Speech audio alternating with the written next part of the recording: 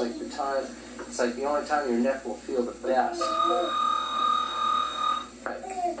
So I'm working on this area in different variations, just to stretch this line. Feel a little tight in there a little. There's what you feel from the different textures that I usually feel underneath the skin here. There ranges from rubber, now this is not you specifically, but this is with people in general, from a rubber to a cardboard. If you think of a cardboard, these are people who haven't drunk enough water, whose system is pretty dry.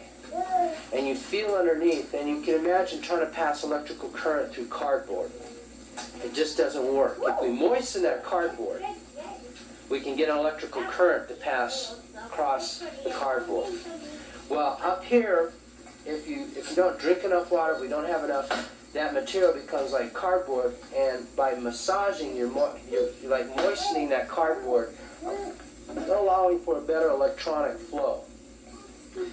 It's electrical chemical process, and just by the sheer fact of pressing in on the skin in this territory where the nerves are, you're supplying a huge amount of mechanical energy to the equations, making reactions come faster, and also helping with the nerve lines to recover faster from all its work and overuse.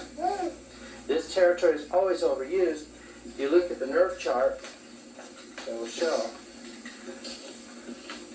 We've got all this information of the body coming up and funneling into the cylinder of the neck.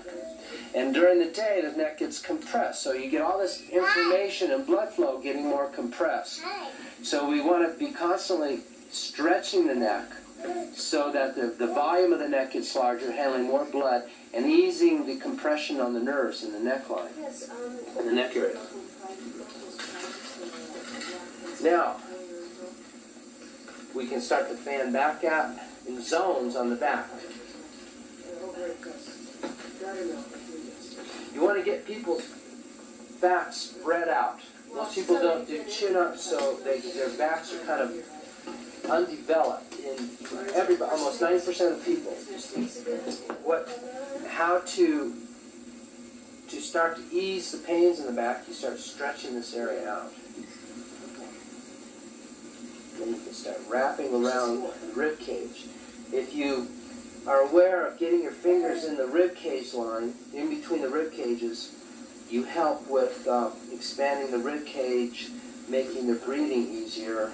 There's loads of nerves in between these rib cages, in between the rib bones and the rib cage.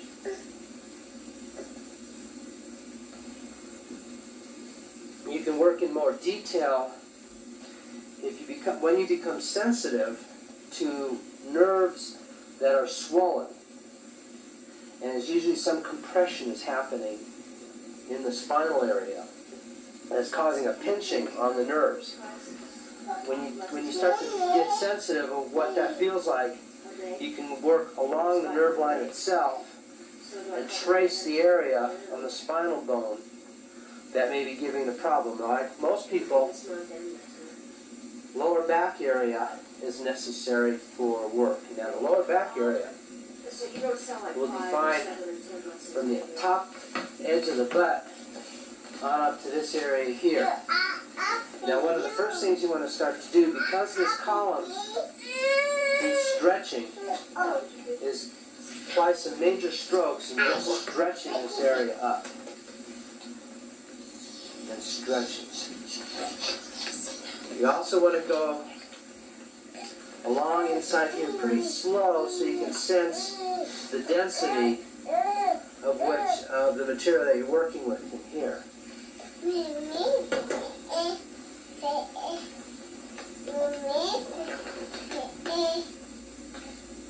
Warm enough still? Have people pinpoint exactly where they're hurting so that you can work around the particular area.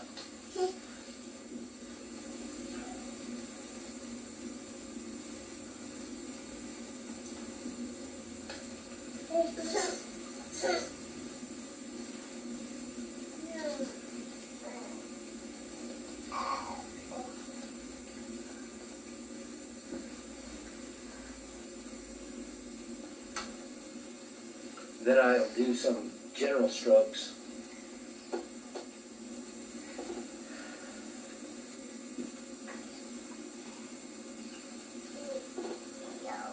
Now that's working from the top of the base of the head on down.